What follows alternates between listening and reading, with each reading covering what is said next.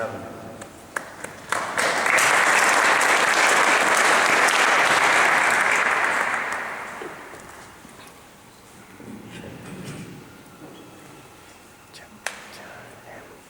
you. Thanks very much. It's great to be here. I just feel an honour that Liam and Michael have asked me to try and sing these songs, please. And I think the two of them are great for getting all of this organised. For the whole week,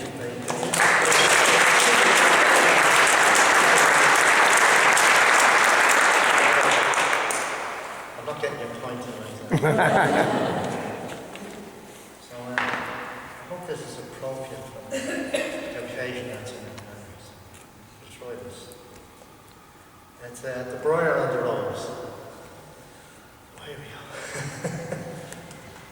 I fell asleep down by the stream, and there I had the strangest dream, and down by Brennan's Glen there grows the briar and the rose.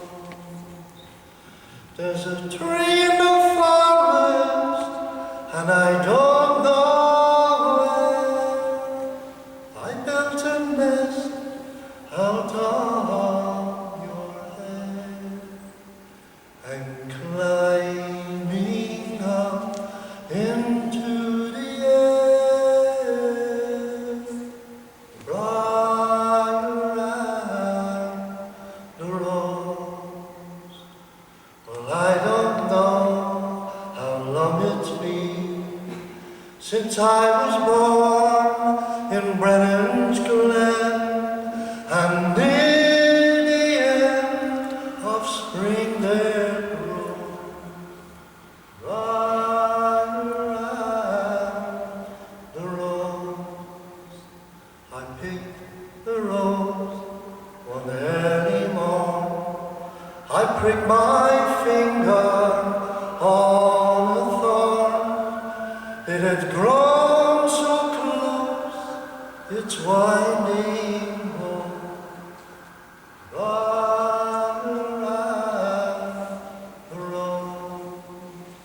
I tried to tear them all apart. I felt a bullet through my heart, and all dressed up in spring's new clothes. Briar and the rose. And when I'm buried and in my grave, tell me so I may know. Your tears may fall to make love grow.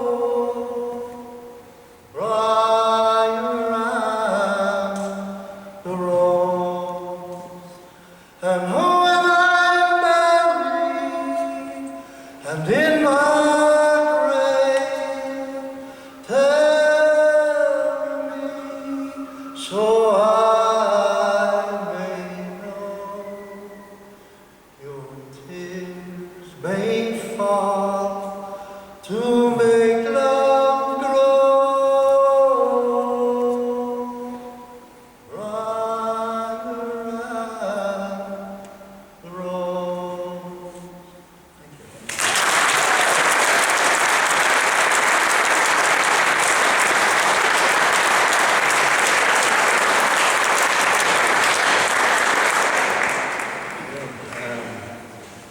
Well, Jean O'Brien is a well-known poet on the scene, but she only recently relocated to our city, and we're very glad to have her in our midst. She has a recent poetry collection is entitled A Fish on a Bicycle, and she is also a regular contributor to Sunday Miscellany. So, Jean O'Brien.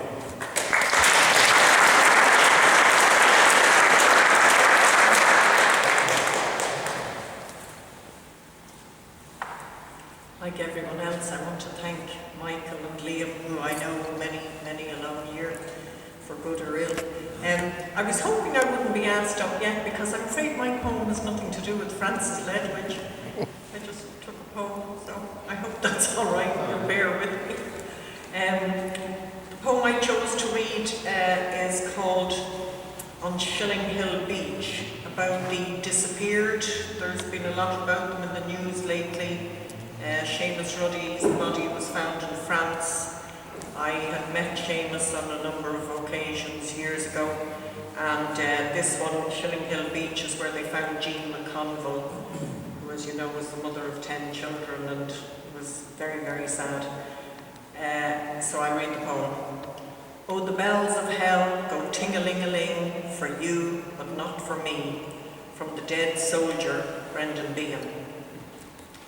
Where I am is dank and dark, though I feel the constant motion of the oyster catcher, and hear the curlew and the wash of waves as they inch up the mottled sand that silvers out like dull coins in sunlight. I have been buried here over 30 years, here on Shilling Hill Beach, where humankind betrayed me and itself. My neighbours, for whatever God's sake. I knew them, but didn't really. I wouldn't know their kind. At night, marram grass moans when the breeze blows low over the strand. It was like a terrible creation. For 6 days they tormented me, asking. Entrenched, they had no answers. They flayed my flesh, and on the 7th day, rested a gun snug to my skull and pulled the trigger. 10 poor souls dug into the dark with me, my blighted children. Oh, they remained in air, but their spirits are harboured here. When gulls call, I feel the crumble of my white bones as the roiling sea sucks at me. I know its pull and tug through the rising layers of sediment. All I did was comfort a dying man. I didn't see his uniform. He lay on the cold pavement amid cigarette butts and dog turds and chip wrappers. I wanted him to hear a human voice as his life ebbed, to have a thread of sound to go down with. Oh my God, I am heartily sorry for having offended thee. My ears got stopped with grains of sand, but I believe they can still hear my voice calling and calling like the curlew out over the years. And I sense somewhere at hand, beside the constant, fluent lapping of the tides, the answer of machinery and diggers coming near. The immensity of the capricious sea and froth of waves on the shore are lacing and hitching themselves like an eager bride in her veil. Thank you.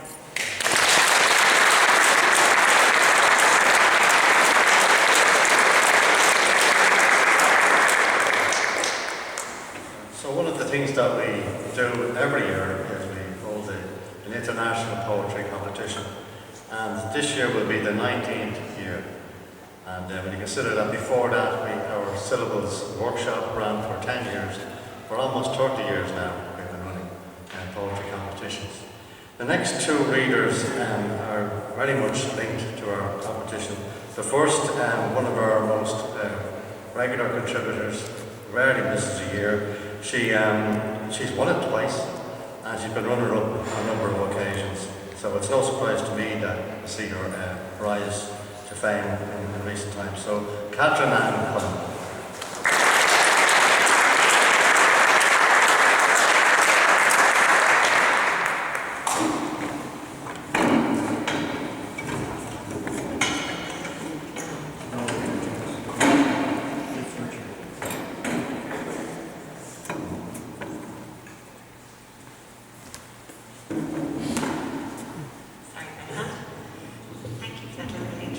Actually, Francis Award was the first one I ever entered, and I was absolutely thrilled to be shortlisted that year. I mean, I think I was commended, possibly highly commended, I'm not sure. But it was such a great feeling that I've entered every year, and I'm glad to have won a few times. Michael had asked me, because so many people are reading tonight, would I sing a song that I wrote for a cabaret last year about the women of 1916. So I don't have a guitar strap, so I'm going to put my leg up on the stool to sing. And I hope you enjoy the song. It's sort of a street ballad style, and it was to try and reclaim, the show we did was called Estrogen Rising. It was kind of to try and reclaim the women of 1916 in the commemorations, partly because in the Abbey there was so little happening about women or by women. And so a lot of women were involved in the show, and a few men too. And I'm very kind of honoured and kind of slightly psyched out to be singing it here, where Countess Markovich, for instance, was actually held, and where she was, I believe, and possibly court-martialed, was it here in Richmond Barracks? She was sentenced to death, but her sentence was commuted because she was a woman to life in prison. She didn't actually spend her life in prison, thankfully. So check that this is okay in tune. I forgot to wear my hat. I wear my hat.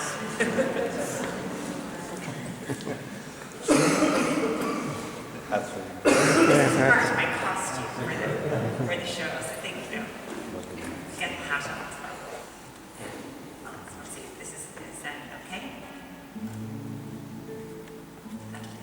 Can you hear the guitar okay? Yeah.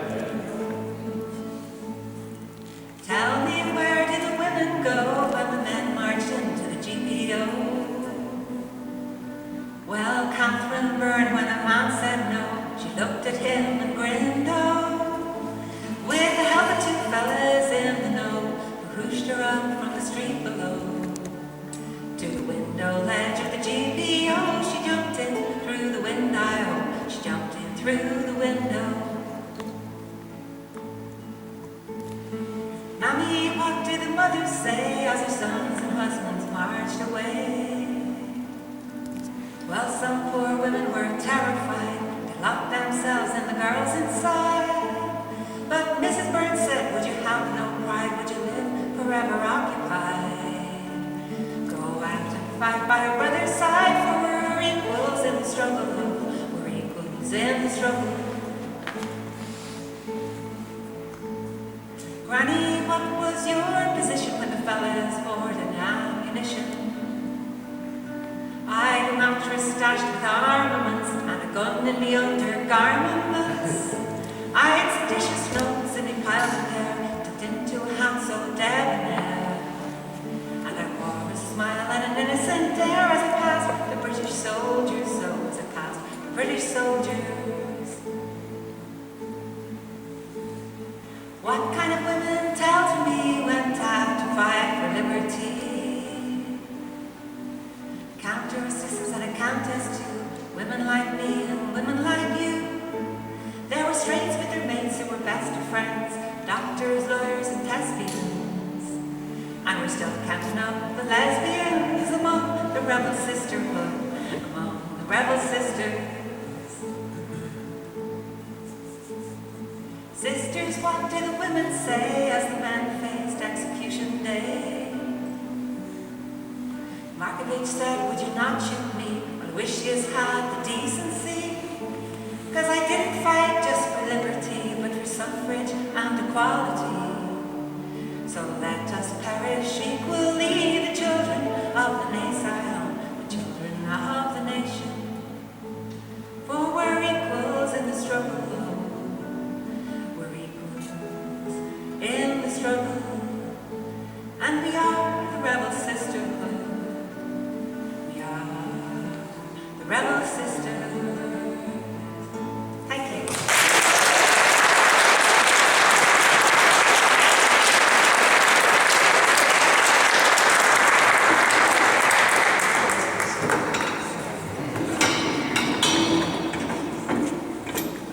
To answer your question, Catherine,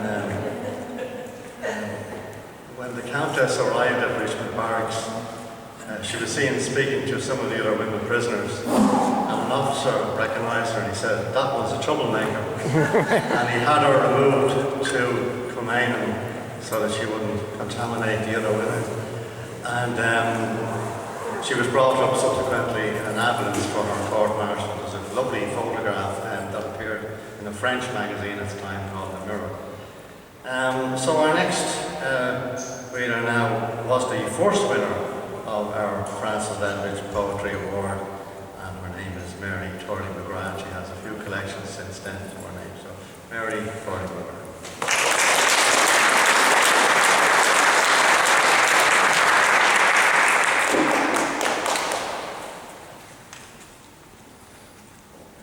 Good evening, Lord Mayor, ladies and gentlemen.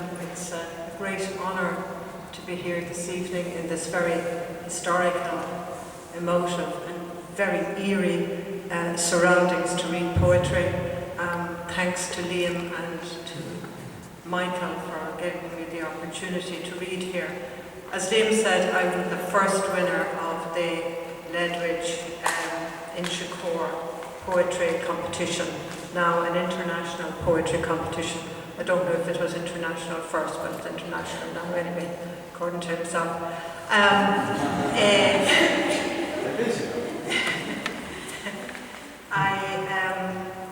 When I submitted this poem, I hadn't been writing poetry for too long, and we had a writers group in Letterkenny called Errigal Writers, and one of the people who came to read for us was a poet from Killybegs called Noel Vile. And at the end of the poetry workshop and reading, she said, send your work out to competitions and you'll find out how good it is, or if it's any good at all. So then she